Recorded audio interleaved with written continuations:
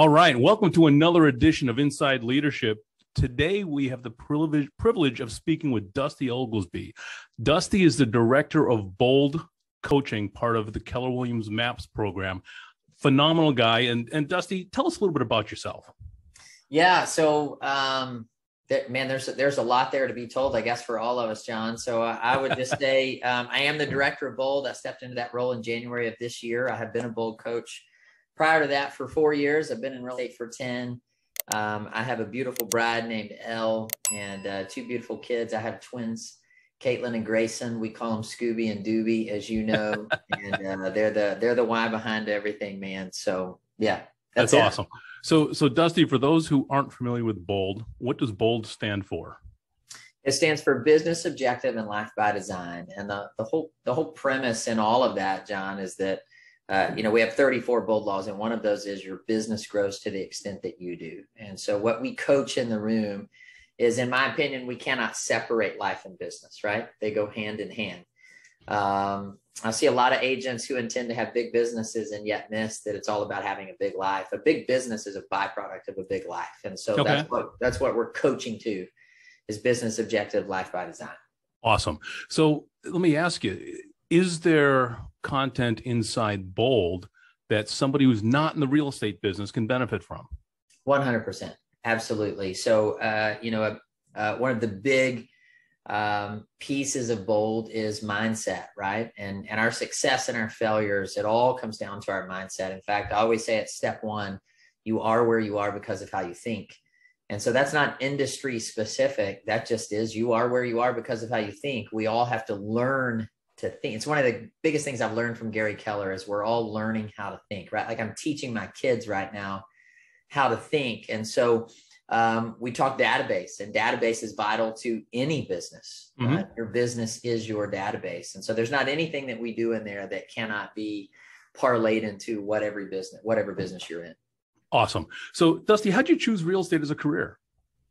Yeah, so I would say in a lot of ways, I think real estate chose me, John. And what I mean by that is, so my background is in ministry. My dad was a pastor, and so I just kind of went into that arena. I think this thing, well, this is what my dad did, so this is what I do. And so I say that, though, I've always had a love for people and pouring into people and seeing them make the choices that make them to change their life, their business, their relationships, their heart, their mindset. And so I was in ministry. I was a tennis coach. So I was a tennis professional for 10 years before I went into real estate. And the way I ended up in real estate was I had a gentleman that I was coaching his daughter. He and I got to be very good friends. And for 2 years, John, he kept saying, you got to come into real estate. You got to get on my team. You got to, he said, all these people. I had a database, John, of 2,500 people. Now, I didn't know that when I was building that database for tennis, that I was actually building an incredible database for real estate that would be my lifeline, for these last 10 years. And so he just kept asking and asking and asking. He would take me to lunch. And so finally, man, I just stepped in and had faith around it. Had a personal experience through losing my dad that led me to look at my life different and make choices different. And so I stepped into real estate, was on a team my first year, started a team my second year, and then here we are today. So awesome. Love that. So what's one of the best investments you've ever made, Dusty, whether it was time, money, talent, what have you? That's a great question. So the first thing I would tell you is, a few things. The best investment I've ever made on a personal level is marrying my bride and being husband to her and dad to my two kids. Those three people teach me more than I have ever learned in a book, ever learned in a course. And so my time right there is very, very well spent. I don't think you can put a price tag on that time. I would say, in addition to all that, though, it would be from a money and time standpoint, it would be the dollars that I pay to the people who help me be who I desire to be, right? Gary Keller tells us no one succeeds alone. And I don't know if there's a more true statement out there. And so I don't view it as spending money. I view it as investing in my future, in my kids' future. And so having the coaches and mentors that I have in my life is the best money I spend and the best time I spend on creating the life, that we desire for the Oglesbys. Terrific. So what's one quirk about you that many people may not know? Oh man, gosh, one quirk about me that many people may not know. So, so I know all 34 bold laws. I can say them in under a minute. So a lot of. By the way, I am going to challenge you on that. Okay. Right. Yeah. I am going to challenge you on that, but I'm working on that. So you and I can have a little script off in July. Anyway, back to the question. So tell us a quirk about you that most people don't know. Yeah. So I know all the 34 bold laws. As far as outside of that, man, a quirk. I don't know. Maybe I should ask my wife. What are my quirks here? So I definitely have a tendency to talk with my hands a lot, as you can already tell. So maybe that's a quirk. A lot of things that I say that I'm known for is, are you tracking with me? I say that a lot. John, you've been in a bold room with me before. Yep. So outside of that, I don't know if I have really any quirks, other than, I know some things like 34 bold laws that people probably have no idea about in 34 in under a minute. So I'm gonna reach out to your wife and get that quirk, and we'll kind of have some fun with that at a later time. I guarantee you she'll have a list for you, I'm sure. Yeah. Excellent. So what habit do you have that most positively affects your mindset and your life? Yeah. So that's getting up at 5 a.m. That's been the biggest change I made in my life over the last, I would say, 5 years of my life. So I spent the bulk of my life, 38 years, 39 years, with the affirmation, which was a negative one, which was, I am not a morning person. And that's what I would say. And so that's what I believed. And so then that's what I was.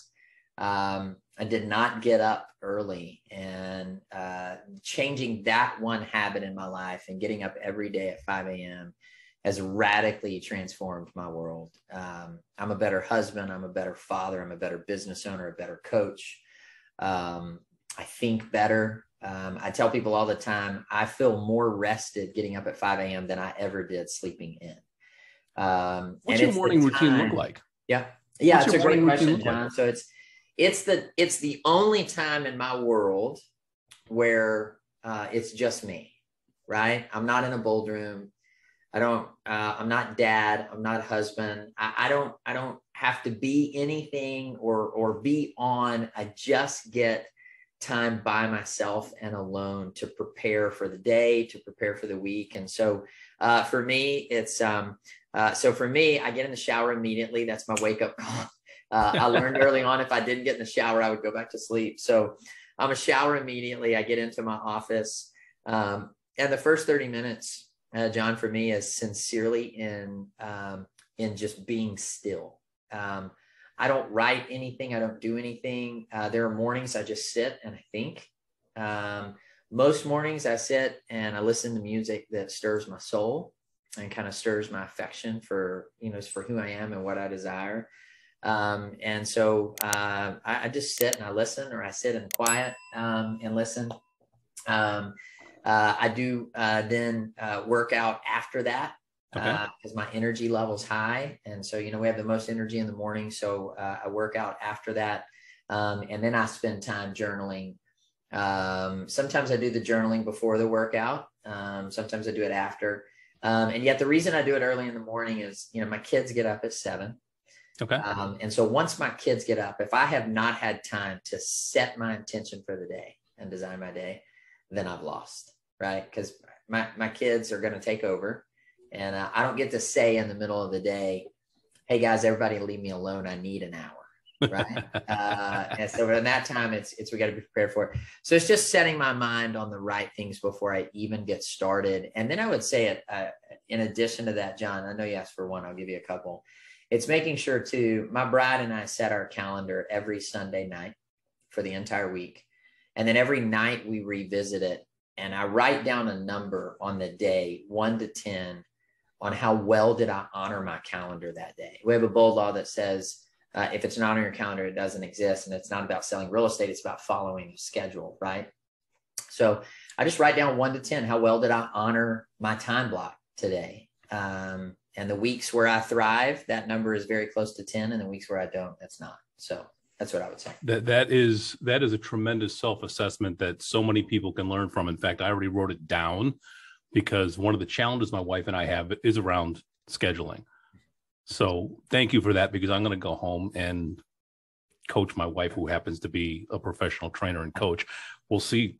I usually lose those coaching battles, but that's okay. Well, hey, and John, we revisit it every night too. So we set it on Sunday night for the whole week. And then every night we assess, and then we revisit, because things change, man. Right. Yep. Life happens. And so we just assess, we take a look at the next day and go, okay, where are we at? What are we doing? What do we need to adjust? And then we go through the next day. So that way, right? I think so many agents wake up and they feel behind before they ever get started.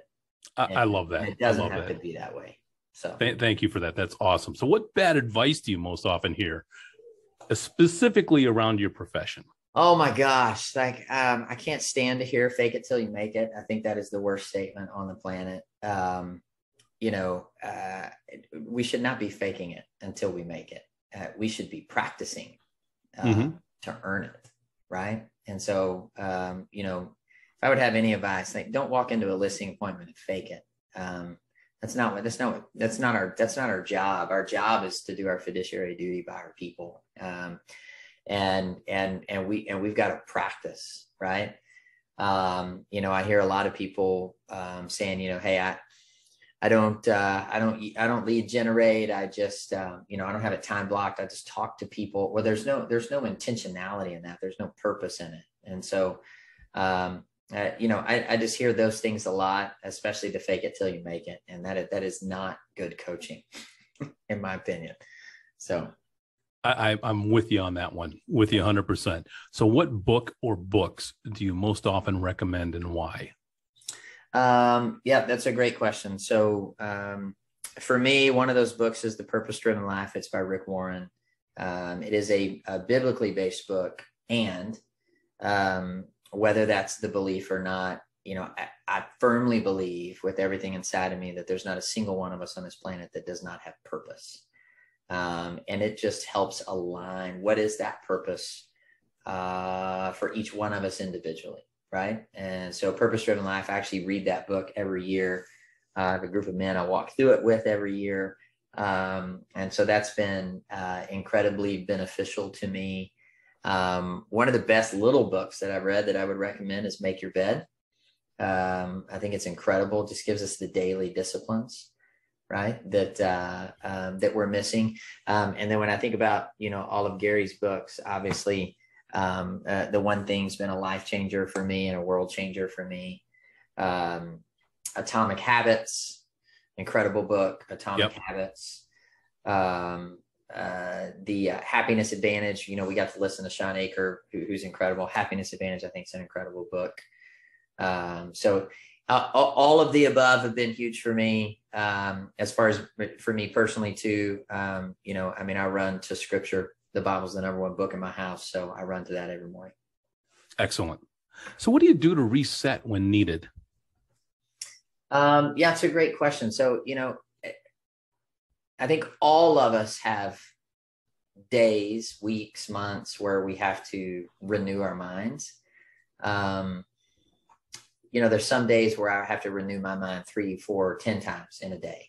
Other times it's more renew it on a weekly basis. Sometimes I have to renew my mind based on circumstances that come my way that I didn't ask for.